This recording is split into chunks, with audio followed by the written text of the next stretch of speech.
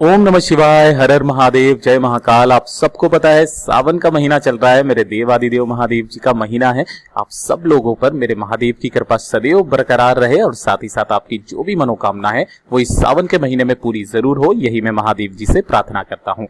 देखिए, अगर आपके जीवन में आपके काफी सारी कष्ट है, काफी सारी परेशानियां हैं, धन को लेकर के, नौकरी को लेकर के, मनोकामना को लेकर के नहीं हो रहा है, आपने काफी सारे उपाय व्रत कर लिए हैं, तो पूज्य गुरु जी ने अभी की हाल फिलहाल की कथा में पंचजल वाला उपाय बताया है। मात्र इस छोटे से उपाय को कीजिएगा, आप जो मांगोगे वो सब कुछ मिलेगा। बहुत ही अचूक उपाय है।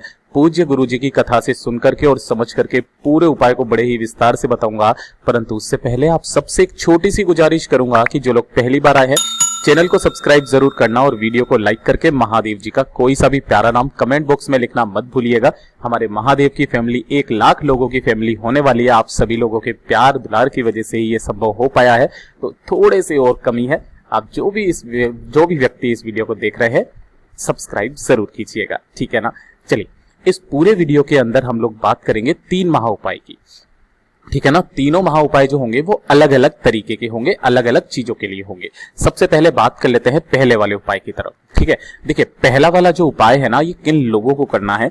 अगर आपकी कोई मनोकामना है, कोई विश है, कोई इच्छा है जो काफी समय से पूरी नहीं हो रही है, तो आप सबको पता है कल है प्रदोष का दिन, है ना। तो जो ये वाला उपाय है ना, या तो किसी भी प्रदोष के दिन किया जाता है, या फिर देखिए सावन का महीना चल रहा है ना, तो गुरुदेव ने बताया था, या फिर आप सावन के सोमवार के दिन आप इस उपाय को कर सकते हो, ठीक है ना। ये 2 दिन बताए हैं, लेकिन अगर आपके सावन का महीना नहीं चल रहा है तो इस वाले उपाय को सिर्फ और सिर्फ आप प्रदोष के दिन ही कर सकते हो, चाहे वो कोई से भी महीने की प्रदोष हो, ठीक है ना। ध्यान से सुनना, समझने की कोशिश करना।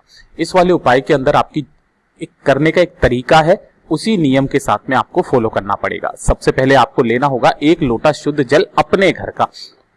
ध्यान रखना, जो 1 लोटा शुद्ध जल लोगे इसके अंदर आपको 2 से 4 बूंदे गंगा जल की जरूर मिला लेना, या किसी भी पवित्र नदी का जल मिला लेना, जो भी आपके पास में पॉसिबल हो उसे मिला लेना, ठीक है ना। तो ये 1 लोटा तो ये तैयार हो गया।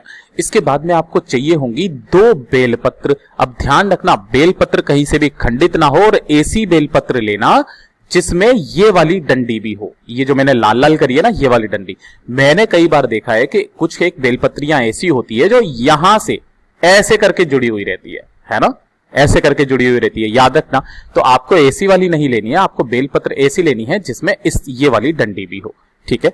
उसके बाद में आपको इन दोनों चीजों को लेकर के कहां पहुंचना होगा? महादेव जी के मंदिर शिवलिंग के पास में। जब यहां पहुंच जाओगे, कब जाओगे? प्रदोष काल में जाओगे, है ना। शाम के समय पर आपको जाना होगा, सुबह मत करना इस वाले उपाय को। अब ध्यान से सुनना, जब आप यहां पर पहुंच जाएंगे तो करने का एक खास नियम है, तरीका है। सबसे पहले आपको करना क्या होगा? 1 लोटा शुद्ध जल आपको नहीं चढ़ाना है, जैसा कि मैं हमेशा वीडियो में बता देता हूं। आपको उत्तर दिशा यानी कि नॉर्थ डायरेक्शन की तरफ खड़े हो जाना है। आपको जो भी पूजा अर्चना वगैरह जो भी चढ़ाना करना है, मिठाई है, धूप बत्ती लगाना, दीपक लगाना, जो आप करना चाहते हो वो कर लीजिए, कोई दिक्कत नहीं है। उपाय करते वक्त में ध्यान रखना, जो आपने 2 बेलपत्री ली है उनमें से जो पहली वाली बेलपत्री है, 1 बेलपत्री सबसे पहले आप चढ़ाएंगे कहां पर? ये वाला जो हिस्सा होता है ना, जलाधारी वाला, है ना, बिल्कुल जहां से जल टपकता है, आपको यहां समर्पित करना होगा। कैसे करके? डंडी रहेगी जलाधारी की तरफ, ये दोनों पत्तियां हो गई आसपास की, और ये वाली हो गई बड़ी वाली पत्ती, ठीक है ना। तो ये जो बड़ी वाली पत्ती है ना, ये रहेगी शिवलिंग के तरफ में, डंडी रहेगी जलाधारी के तरफ, और जो चिकना वाला हिस्सा है ना वो रहेगा नीचे की तरफ, है ना। हमेशा उल्टा समर्पित करना। एक यहां पर समर्पित कर दी, और जो दूसरी वाली बेलपत्री है ना, उसे आपको पकड़ना है कहां से? ये चीज ध्यान रखना, इस जगह से आपको पकड़ना है, यहां से पकड़ करके समर्पित करना। यहां से पकड़ करके सबसे पहले माता रानी का जो हस्त कमल है, ये वाला कटी भाग, यहां पर आपको टच करवाना है, अपनी मनोकामना बोलना है, और अपनी मनोकामना बोलने के बाद इसी वाली बेलपत्री को उठा करके कहां पर? शिवलिंग पर समर्पित करना है। लेकिन शिवलिंग पर समर्पित करने का एक खास नियम है, तरीका है। देखिए, अगर आप इधर की तरफ में बैठे हुए हो ना, तो जो बेलपत्र की बड़ी वाली पत्ती है ना, वो रहेगी आपकी तरफ, ठीक है। अगर आप इधर की तरफ बैठे हुए हो तो बड़ी वाली पत्ती को आपकी तरफ रखना, और डंडी जो है वो विपरीत दिशा में चली जाएगी अपने आप, ऐसे करके, है ना। ये चीज ध्यान रखना, किधर भी बैठ जाना कोई दिक्कत नहीं है, लेकिन बड़ी वाली पत्ती रहनी चाहिए आपकी तरफ, डंडी रहनी चाहिए आपसे विपरीत दिशा में। इस तरीके से आपको समर्पित करना है अपनी कामना कहते हुए, ठीक है। अब उसके बाद ध्यान से सुनना कैसे करना होगा। इसी का तो एक खास नियम है पंचजल का। आपने जो 1 लोटा शुद्ध जल लिया है ना, उस 1 लोटा शुद्ध जल को सबसे पहले आपने जो यहां पर बेलपत्री ये वाली समर्पित की है जलाधारी पर, आपको यहां पर 5 बार उसी लोटे में से, देखिए खत्म मत कर देना लोटे को, 5 बार उसी लोटे में से आपको थोड़ा थोड़ा सा जल यहां पर समर्पित करना है इस बेलपत्री के ऊपर। ओम नमः शिवाय, श्री शिवाय नमस्तुभ्यम का स्मरण करते हुए। कितनी बार? 5 बार।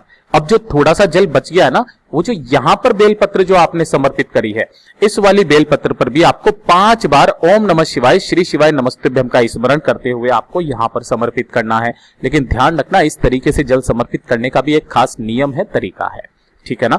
जब आप यहां पर जल समर्पित कर देंगे, उसके बाद में इधर की तरफ आना, उत्तर दिशा की तरफ मुंह करके खड़े हो जाना और अपना दाहिना हाथ लेना, और दाहिना हाथ लेकर के इस जो शिवलिंग के ऊपर आपने बेलपत्र समर्पित की है ना, इसके ऊपर हाथ रखना अपना दाहिना हाथ और अपनी कामना बोल देना। बस जो भी व्यक्ति इसे 1 से 2 प्रदोष कर लेता है ना, उसकी मनोकामना 1 से 2 प्रदोष में ही पूरी जरूर हो जाती है। और सावन का महीना चल रहा है, तो सावन के सोमवार के दिन भी आप इस उपाय को कर सकते हैं।